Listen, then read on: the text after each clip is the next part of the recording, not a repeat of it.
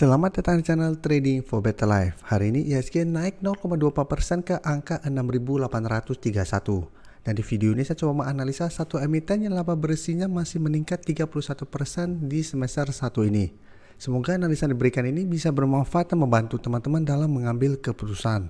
Untuk teman-teman yang mau request saham untuk dianalisa, bisa like dan komentar pada posting Instagram Trading for Better Life yang dipost setiap hari Jumat. Dan bagi teman-teman yang belum subscribe channel ini, silahkan tekan tombol subscribe agar tidak ketinggalan informasi dan analisa saham terbaru yang akan diupload setiap harinya. Saham pertama yang saya analisa adalah saham Arna. Saham Arna hari ini masih turun 1% lebih ke harga 885. Bisa kita lihat di grafik, dan beberapa minggu terakhir ini saham Arna memang trennya mulai sideways. Tapi untuk tren jangka menengah, jika kita lihat saat ini Arna trennya masih bergerak downtrend. Dan garis EMA 50 pun telah berpotongan dan bergerak turun. Dan bisa kita lihat saat ini Arna masih kesulitan untuk naik melewati resisten di harga 900. Beberapa kali berusaha untuk naik di atas harga 900, Arna masih gagal break, sedangkan untuk support terdekat di harga 870. Dan untuk garis MACD pun saat ini terlihat bergerak sideways. Dan dari data broker summary bisa kita lihat penurunan hari ini masih ada distribusi asing, juga hari ini terlihat masih terus melakukan distribusi pada saham Arna. Dan hari ini kalau pemberitaan bahwa Arna laba bersih untuk kuartal 3-nya masih naik 31% lebih. Jadi secara laporan keuangan saham ini masih bagus, tapi secara tren atau secara grafik menurut saya Arna saat ini masih kurang bagus. Apalagi bisa kita lihat masih ada distribusi. Jadi untuk teman-teman yang sudah mempunyai saham Arna di harga atas, menurut saya saat ini harus perhatikan terus pergerakan dari saham Arna. Apabila Arna turun di bawah harga 870, menurut saya pertimbangkan untuk cut loss. Atau teman-teman mau jadikan harga 850 untuk cut loss juga menurut saya masih oke. Jadi selama masih kuat di harga 850 masih bisa di hold, tapi apabila harga 850 terlewati, pertimbangkan untuk cut loss. Karena secara tren Arna akan lanjut downtrendnya. Dan untuk teman-teman yang ingin membeli saham ini, menurut saya sebaiknya wait and see dulu. Karena secara tren masih kurang bagus dan terlihat masih akan kesulitan untuk bergerak naik. Karena memang belum ada sentimen positif dan belum ada akumulasi. Selanjutnya, saya akan update pergerakan dari saham PNBS yang 2 hari yang lalu baru saya analisa. Dan saat ini terlihat PNBS berhasil naik di atas resisten di angka 90 dan berusaha untuk naik menuju harga 100. Tapi ini belum terkonfirmasi break.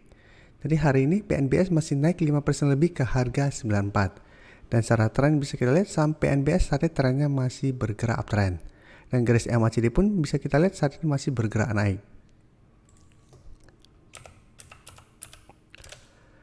Dan bisa kita lihat di data broker summary, kenaikan tinggi hari ini masih ada akumulasi, tapi asing 2 hari terakhir terlihat melakukan distribusi. Jadi dari data yang kita dapat, saya lihat PNBS masih ada potensi untuk naik menuju harga 100 minggu ini. Tapi tetap sudah harus hati-hati karena PNBS sudah naik lumayan tinggi dalam beberapa hari terakhir ini. Apabila terlihat PNBS pada saat menyentuh harga 100 terlihat mulai berbalik arah, pertimbangkan untuk take profit dulu. Itu akan lebih aman, atau teman-teman mau hold terus selama harga 90 tidak terlewati pun masih oke. Tapi apabila teman-teman mau trading cepat, pertimbangkan untuk take profit dulu apabila harga 100 gagal terlewati. Selalu tunggu di angka 90 atau malah di angka 80 untuk re-entry kembali. Jadi semua balik lagi ke trading plan teman-teman, di harga berapa teman-teman sudah entry pada saham ini. Tapi secara tren saat ini PNBS masih bisa di hold. Dan masih ada potensi untuk naik karena masih ada akumulasi.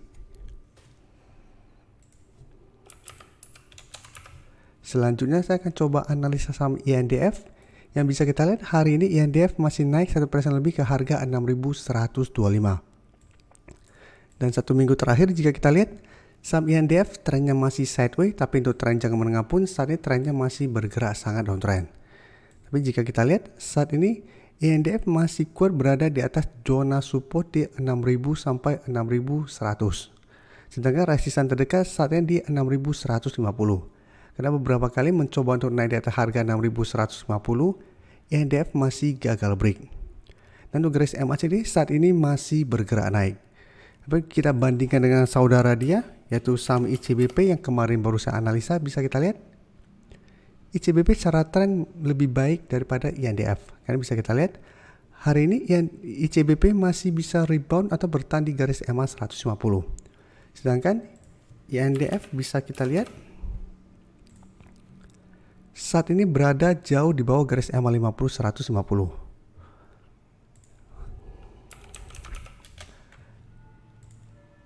Dari data broker summary bisa kita lihat kenaikan 1% lebih ini terlihat ada sedikit akumulasi, tapi asing terlihat masih terus distribusi saham INDF. Jadi dari data yang kita dapat, INDF menurut saya sebaiknya apabila mau entry itu wait and see dulu.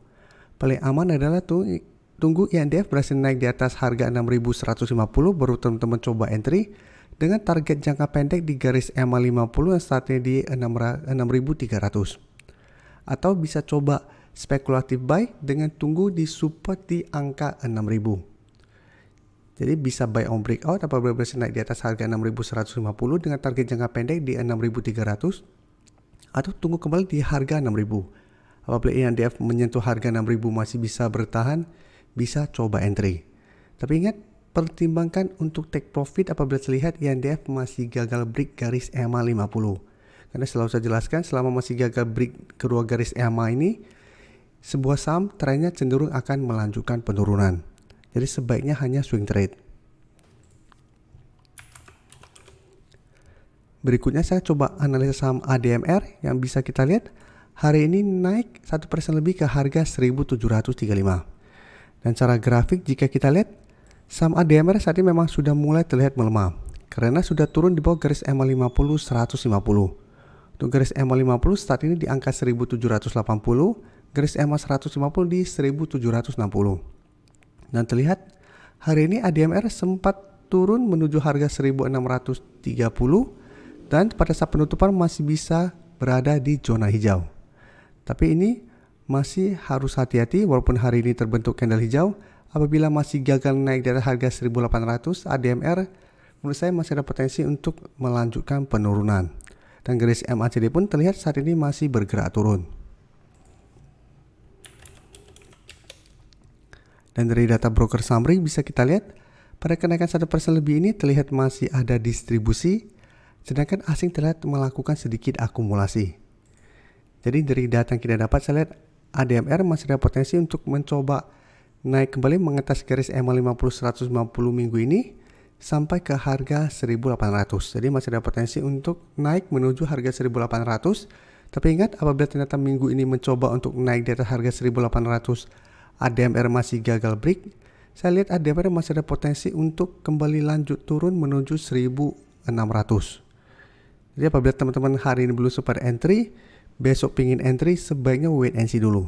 Jangan sampai teman-teman beli di sekitar resisten dan ternyata ADMR gagal break resisten dan lanjut turun, teman-teman akan loss. Jadi teman-teman bisa tunggu di sekitar harga 1.600 apabila ternyata ADMR gagal break kedua garis EMA ini, karena beberapa kali bisa kita lihat ADMR masih kuat berada di atas harga 1.600.